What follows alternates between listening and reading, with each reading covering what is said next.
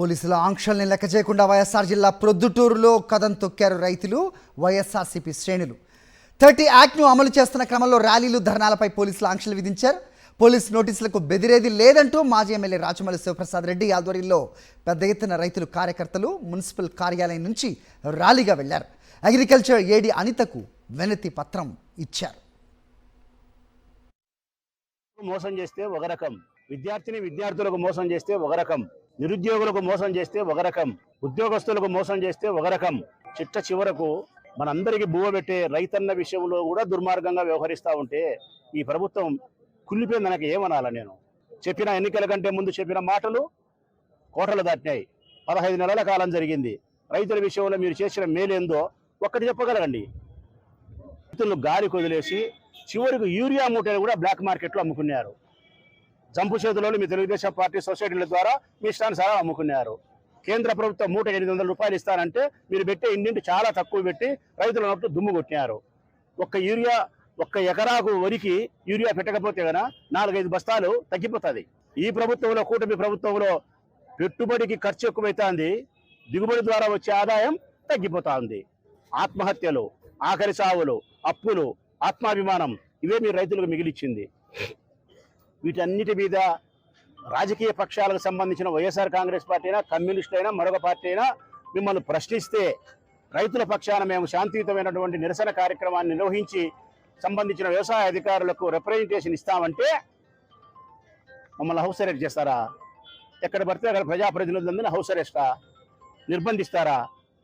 శాంతియుతంగా గాంధీ మార్గంలో మేము అధికారి దగ్గరికి పోయి ఒక రిప్రజెంటేషన్ ఇస్తాము, మాకు ఇది కావాలా, రైతులకు యూరియా మూటలు కావాలా, ఇబ్బందులు ఉన్నాయని చెప్పి మేము పోవడానికి పోతే పోలీసులు పెట్టి మమ్మల్ని నిర్బంధిస్తారా? మా మీద కేసులు పెట్టే ప్రయత్నం చేస్తారా? అవునయ్యా, వ్యవసాయం చేసే రైతు కాబట్టి అందుకు సింబాలిక్గా ఎద్దుల బండితోనే పోతాం, మేము ట్రాక్టర్లతోనే పోతాం. అవును, దోవతి కట్టే పోతాం, రుమాలు కట్టే పోతాం, చర్నాకోల తీసుకొనే పోతాం. తప్ప ఇవి మీరు ఎద్దులు తీసుకొని రాకూడదు, ట్రాక్టర్ ఉండకూడదు, నెత్తికి రుమాలు చుట్టకూడదు, చేతిలో సోలకాలు ఉండకూడదు, మీరు ఏమి మాట్లాడకూడదు, మీరు రాకూడదు. ఏమి దుర్మార్గం?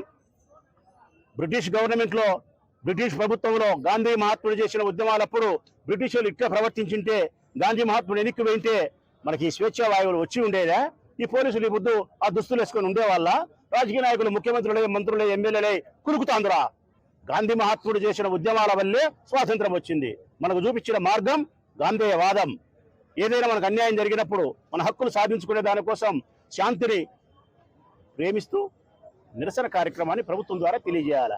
వాటికి కూడా చంద్రబాబు నాయుడు మోకాలు అడ్డుతుంటే, పోలీసు బలగాన్ని పెట్టుకొని మనల్ని నిర్బంధించి నిరోధించే ప్రయత్నం చేస్తే, ఈ కూటమి ప్రభుత్వం, ఈ కూటమి పార్టీ ఏర్పడినప్పటి నుంచి జనబలముతో పరిపాలన చేయడంలే, విజనరీతో పరిపాలన చేయడంలే, ప్రజల మద్దతుతో పరిపాలన చేయడంలే, వారు ఇచ్చిన వాగ్దానాలను అమలు పరిచే విధంగా ఆలోచనలతో పరిపాలన చేయడంలే. కేవలం వాళ్ళ పరిపాలన పోలీస్ బలం. చేతిలో పోలీసులు లాఠీ, మరొక చేతిలో పెన్ను. లాఠీ ఉపయోగించే వారికి లాఠీ, మాలాంటి వాళ్ళకు పెన్ను ఉపయోగించి 3 నెలలు 4 నెలలు జైళ్లలో నూకే ప్రయత్నం చేస్తున్నారు.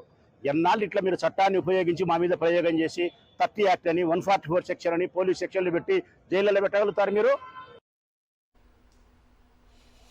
అన్నదాతలు యూరియా కొరతతో అల్లాడుతుంటే కూటమి సర్కారు ముద్దు నిద్రపోతోందని మండిపడ్డారు వైఎస్ఆర్సీపీ నాయకులు.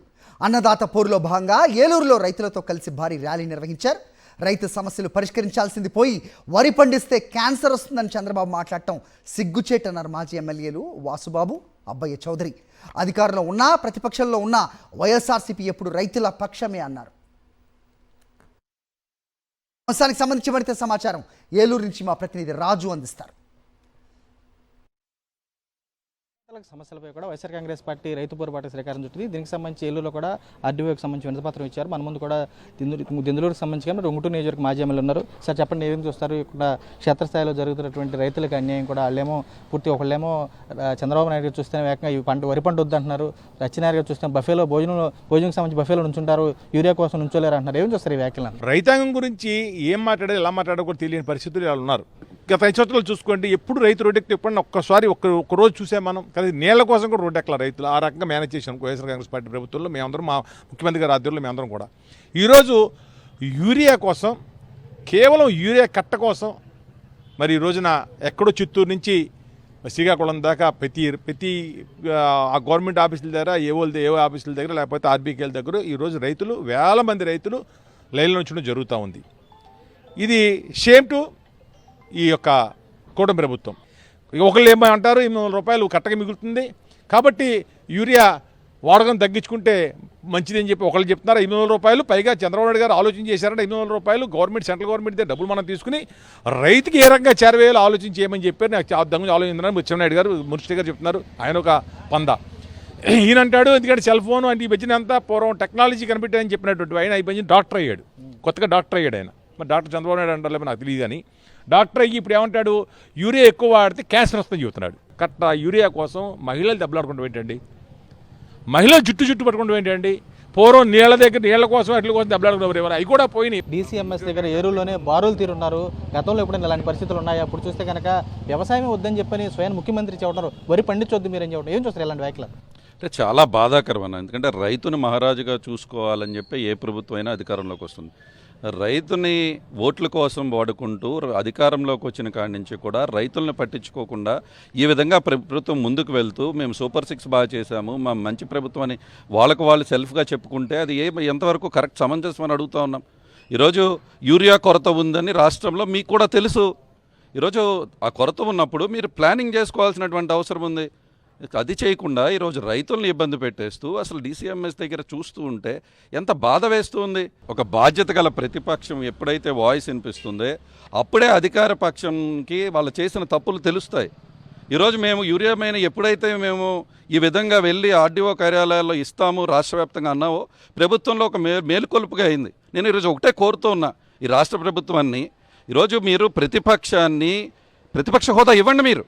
మీరు ప్రతిపక్ష హోదా ఇస్తే ఇదే వాయిస్ని మా జగన్మోహన్ రెడ్డి గారు వచ్చి అసెంబ్లీలో ఇంకా గట్టిగా వినిపిస్తారు. ప్రజల యొక్క కష్టాల కోసమే కదా ఈరోజు ఈ ప్రభుత్వాలు ఎవరైనా ఉండేది. ఈరోజు ఎందుకు మీరు బాధ్యత కలిగినటువంటి ప్రతిపక్షాన్ని ఎందుకు అనదొక్కదామని చూస్తూ ఉన్నారు? క్షేత్రస్థాయిలో కూడా అన్నదాతలకు సంబంధించి అయితే సమస్యలు ఉన్నాయో ఆ సమస్యలపై కూడా పూర్తిగా కూటమి ప్రభుత్వం దృష్టి సారించాలని చెబుతున్నారు. సాక్షాత్తు ముఖ్యమంత్రి వ్యవసాయం కూడా దండగా ఉండటం కూడా సిగ్గుచేటని చెప్పి కూడా వారు కూడా విమర్శిస్తున్న పరిస్థితి కనపడుతుంది. ఇప్పటికైనా ప్రతిపక్షంగా తమ గొంతు వినిపించేందుకు కూడా తమకు అసెంబ్లీలో ప్రతిపక్ష హోదా ఇవ్వాలని చెప్పి వారు కూడా డిమాండ్ చేసి కూడా కనపడుతుంది. విజయనగరంతో రాజు, సాక్షి, వేలూరు జిల్లా నుంచి. శాంతియుతంగా రైతుల పక్షాన ర్యాలీగా ఆర్డీఓ కార్యాలయానికి వెళ్తుంటే అడ్డగించడం ఏంటని మండిపడ్డారు ఎమ్మెల్యే బూచేపల్లి శివప్రసాద్ రెడ్డి. కనిగిరిలో అన్నదాత పోరును చేపట్టి ర్యాలీగా వెళ్తున్న ఎమ్మెల్యేని పోలీసులు అడ్డుకోవడంతో వాగ్వాదం జరిగింది. ర్యాలీగా వెళ్ళడానికి వీలు లేదంటూ పోలీసులు ఓవర్ యాక్షన్ చేశారు.